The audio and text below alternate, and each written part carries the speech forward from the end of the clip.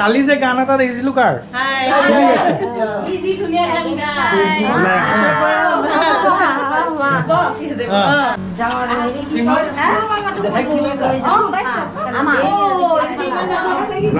দেখাই নাই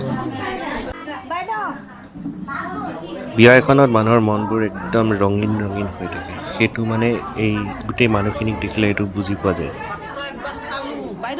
বিয়াখনত হ'ল কি দৰাৰ পাৰ্টি একেদিনাই মানে যিদিনা দৰাৰ ঘৰত পাৰ্টি আছে সেইদিনাই দৰাই ৰাতিলৈ কইনাক আনিবলৈ যাব চ' কিন্তু প্ৰব্লেম এইটোৱে যে মানুহখিনি আহিয়ে আছে আৰু আহিয়ে থাকিল প্ৰায় আপোনাৰ 9টা বজালৈকে চ' দৰা ওলাই যোৱাত সেইটো এটা অলপ প্ৰব্লেম হ'ল লগ্নৰ ভাল সময় যিটো আছিল সেইটো 9:30 কিন্তু দৰা ওলালগৈ লাষ্টত 11 বজাত হাজৰিকানীয়ে ৰাতিপুৱা 9টা বজাৰ পৰা পকৰি বনাইছে চাহৰ লগত খোৱা পকৰি যিটো ষ্টাৰ্টাৰ আৰু বনাই থাকিল ৰাতি 10 বজালৈকে গাঁৱৰে কুক হয় তেওঁলোকে প্ৰতিখন বিয়াতে বনোৱা দেখিছোঁ মই কিন্তু খুব সুন্দৰ বনায় আৰু ভাল বনায় টেষ্টি ফুড মোৰ মোবাইলৰ লাইটে কাম দিয়া নাই ইমান এটা চৰি তাৰ কাৰণে ধুনীয়া এটা ভাজি বনাইছে মিক্সিং ভাজি য'ত বাদামো আছে যিটো হেল্ডি তাৰপিছত ইয়াতো ছাগলী মাংস ক'বই নালাগে তাৰপিছত সকলোখিনি খানা বিৰাটেই ধুনীয়া হৈছিল চ'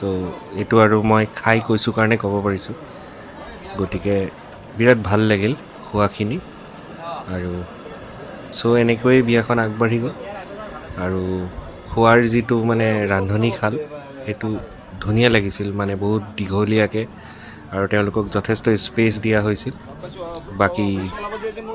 দৰাৰ মানুহখিনি আলহীখিনি বহিবলৈ এটা সময়ত অলপ প্ৰব্লেম হৈছিল বাট লাষ্টত সেইটো মেনেজ হৈ গ'ল চ' এনেকৈ আমাৰ বিয়াখন আগবাঢ়ি গ'ল এইবিলাক বুনিয়া আৰু দৈ আৰু ৰসগোল্লাৰে ভৰা বাতিবিলাক এৰেঞ্জ কৰি আছে দেখি ভাল লাগে আচলতে বিয়াখনত খানা এটাৰ মানে সুকীয়া এটা পৰিচয় থাকে আৰু সেই পৰিচয়টো দিবলৈ সক্ষম হ'ল এইখন বিয়াই এয়া সদায় হাঁহি মুখেৰে থকা হাজৰিকানী দৰাৰ ঘৰৰ কাষতে থাকে 3 কাপ কফি খোৱা এই শিশু কেইটামানক দেখিবলৈ পাব আপোনালোকে তা বুলি মাতি আহিছে মোৰ ল'ৰাটোৱে দেউতাৰ পিছৰখিনি মোক কয় তা ক্লাছ 8-9ৰ ল'ৰা দুজন মানে ফটোগ্ৰাফীৰ কামটো লৈছে তেওঁলোকে মোক আইডিয়াটো দিলে এইটো ফটো মানে ভিডিঅ'টো ল'বৰ কাৰণে মই লৈ থৈ দিলোঁ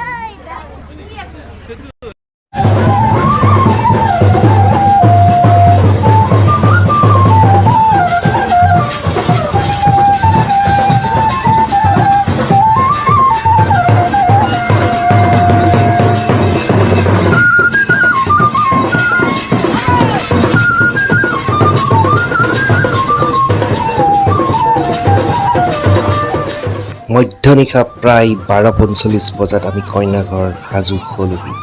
আৰু এনেকৈ পালোঁ সকলো ডেকা যুৱক আৰু কইনাঘৰৰ সকলোৱে ফূৰ্তিত মতলীয়া হৈ আছিল আমি সোমাই গ'লোঁ আৰু দেখা পালোঁ এগৰাকী তাৰে তিৰোতাই ধুনীয়াকৈ নাচি আছিল আনন্দ কৰি আছিল ভাল লাগিল এটা ধুনীয়া পৰিৱেশ আনন্দময় পৰিৱেশ আমিও মতলীয়া হৈ গ'লোঁ ভাল লাগিল তেওঁলোকৰ সম্ভাষণ দেখি কালিৰ এই দিনটোতেই জোৰোণ আছিল মানে আমি দিনত আহিছিলোঁ জোৰোণত আহিছিলোঁ আৰু সেই জোৰোণত এটা ঘটনা হৈছিল কি কাৰেণ্ট নাছিল মানে ৰাতিপুৱাৰ পৰা আমি যোৱালৈকে কাৰেণ্ট নাছিল আৰু আজি কাৰেণ্ট আছে নাই নাজানো কিন্তু ধুনীয়াকৈ পোহৰ হৈ আছে সেইটোৱে ভাল লাগিছে বাহিৰত কিন্তু জেনেৰেটৰৰ চাউণ্ড শুনি আছোঁ তথাপিও সেইটো অনুভৱ হোৱা নাই কিয়নো মানুহ উদুলি মুদুলি চ' ভাল লাগি গৈছে যে এতিয়া পৰিৱেশটো আৰু মানে কাৰেণ্ট থকা নথকাটো আজি ইমান এটা জৰুৰ হোৱা নাই মানে এয়া বৰদেউতাক আৰু সেই ঘটনাটোৱে আমাক ভাল লগাই দিলে যে সকলোফালে পোহৰ দেখিছোঁ আৰু কালিৰ নিচিনা গৰমৰ সেই আভাসটো পোৱা নাই গতিকে কাৰেণ্ট থকাটো বহুত জৰুৰী আৰু অসমৰ গাঁওসমূহত কাৰেণ্টৰ শোচনীয় পৰিৱেশটো এইখন বিয়াত মই অলপ হ'লেও গম পালোঁ আৰু এটা কথা কি কাৰেণ্ট নাথাকিলে যিমানেই গৰম হওক আপুনি যদি নিজকে ফিল কৰে যে মই ছুইজাৰলেণ্ডত আছোঁ নতুবা মই কাশ্মীৰত আছোঁ সেইখিনিয়ে কিন্তু বহুত সহায় কৰে বাঁহীৰ ধুনীয়া সুৰ এটা শুনোৱা হওক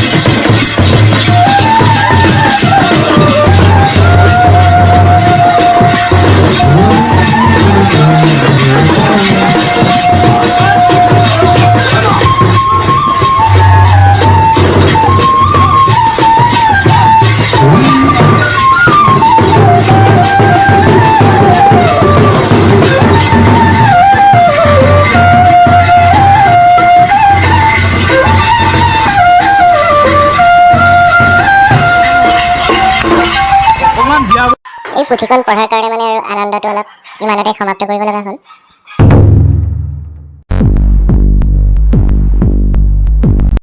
পকৰি লোৱা পকৰি লৈছালি পকৰিটো ভালকে লোৱা আচলতে নৰেন্দ্ৰ মোদীয়ে পকৰীৰ কথা এনেই কোৱা নাই, গোটেই ভাৰতত আপোনাৰ কন্যাকুমাৰীৰ পৰা কাশ্মীৰলৈকে আৰু এইফালে আমাৰ উত্তৰ পূবৰ পৰা প্ৰায় আমাৰ পাকিস্তানৰ বৰ্ডাৰলৈকে সকলোৱে পকৰি খাই পকৰি বনাই। পকৰি অবিহনে একোৱেই নাই মানে লাইফত, যিটো এটা ঝাটকা দিয়ে টেষ্টৰ, মানে যেনেকুৱা বতৰ হয় বতৰ হিচাপে পকৰি, গতিকে এইটো পকৰিটো থাকিব, এইটো সঁচা কথা। কিন্তু বাহিৰ ধুনীয়া সুৰ এটা শুনোৱা হওক।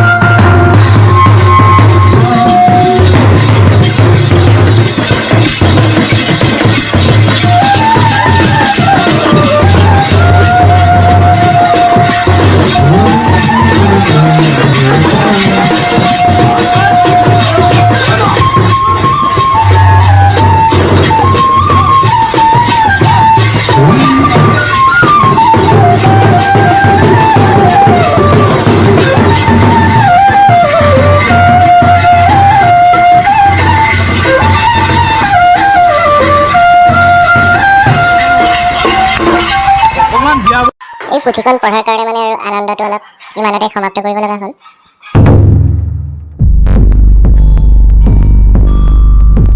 আচলতে মোৰ মোবাইলটোত ভালকৈ মানে ভিডিঅ' ল'বলৈ যাওঁতে কিবা এটা উল্টা ছুইচ টিপি দিলোঁ, যাৰ কাৰণে মানে এনেকুৱা হৈ গ'ল। এই ভিডিঅ'বিলাকত কথা আছিল কিন্তু বহুত স্পীড হৈ গ'ল, মানে তাৰ কি হ'ল ধৰিব নোৱাৰিলোঁ। এইখিনি খানাৰ কথা কৈ আছিল, চ' এইখিনি কথা কোৱাখিনি বহুত স্পীডত গুচি গ'ল, কাৰো কথা নোলাল। গতিকে মই এইটো এটা ভইচ অভাৰ দিব লগা হ'ল। আৰু এতিয়া নিয়মবোৰৰ মাজেৰে আহি আহি একদম শেষ পইণ্টত মানে উপনীত হৈছোঁহি।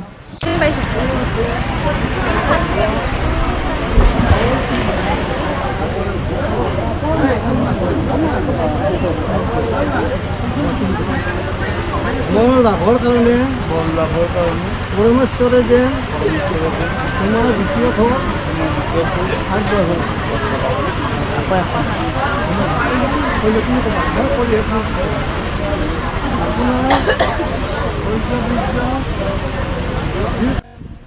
অনাগত দিনবিলাকত কিমানৰ বিয়া হ'ব নহয়নে? চ' কিমান মন আছে, কিমান মনে পুহি ৰাখিছে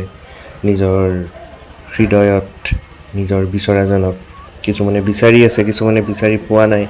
কিছুমানে আশা কৰি আছে, কিছুমানে চিনেমা চাই আছে চিনেমাৰ নিচিনাই তেওঁলোকৰ